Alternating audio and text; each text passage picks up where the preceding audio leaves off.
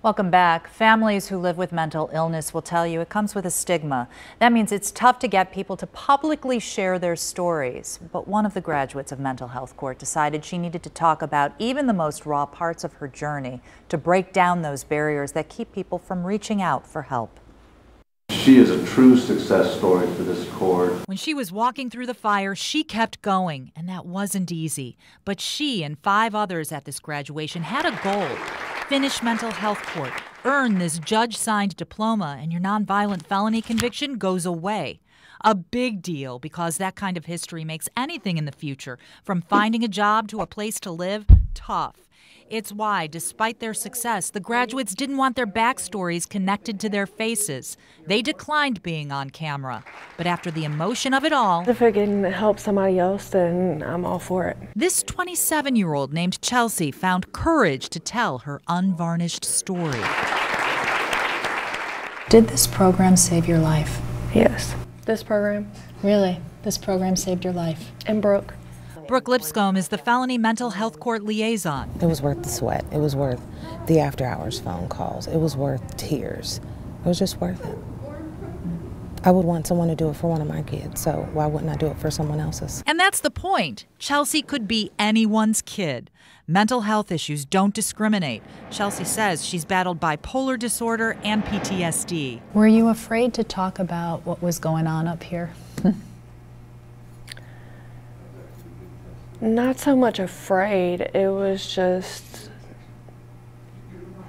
I never knew how to talk about it. Piling on, 2015 brought the suicide of someone close. The guy I was with at the time put a 45 in his mouth and pulled the trigger. I'm so sorry. Thanks. And after that, I kind of just spiraled. Methamphetamine was her escape from the reality of everything dark in her life, and breaking the law had consequences. You found yourself in jail, right? Mm-hmm. Across the street? Mm-hmm. Okay. Quite a few times. It's terrible. Every bit of it is terrible. Thanks to an assessment, though, Chelse landed in mental health court. Brooke was the first person she met and a big part of her success. She's been like a mother figure in so many ways. Sorry. She stayed on me, and she always told me, you know, the best advice I can give you is don't screw it up. Chelse didn't always heed the advice. She caught more felony charges while in mental health court, aggravated trafficking among them. But Judge Tom Heekin, seen here with her after graduation, I heard that you're doing a good job, so keep it up, okay? didn't give up on her. She got back on course. The structure, and I mean, of course, the constant drug testing. I mean, there wasn't room to wiggle on anything. She says she molded better habits, all while getting counseling and staying on her meds. I mean, it's hard. Nothing about this program is easy. Okay. But help me understand why. What's not easy about it? I mean, you're changing everything in your life, from the people you knew to the things that you do. The rings Chelse wears around her neck are testament to a tough journey. Recently, her fiancé overdosed, but she did not turn to drugs to cope. Now, I'm not saying that I didn't think about it. Yeah. Because I did. Every day for a little second, but there's no way that I can ever go back to doing that.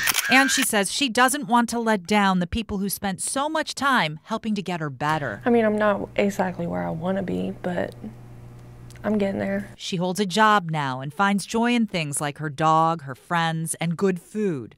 A life overhaul made possible by the investment in the treatment of a person who needed it. I didn't see myself making it past 30, 35. Really? No. I mean, I would have either been in prison or dead. And now she sees herself living into old age. Joining us now is Judge Lisa Allen and Fred Baxter, the Felony Mental Health Court Program Manager. I want to thank you both for being here. We profiled 2 success stories, but I think people at home are going to be curious about the overarching success of the program. What is it? How many graduates do you have? How many have returned to the system? Okay.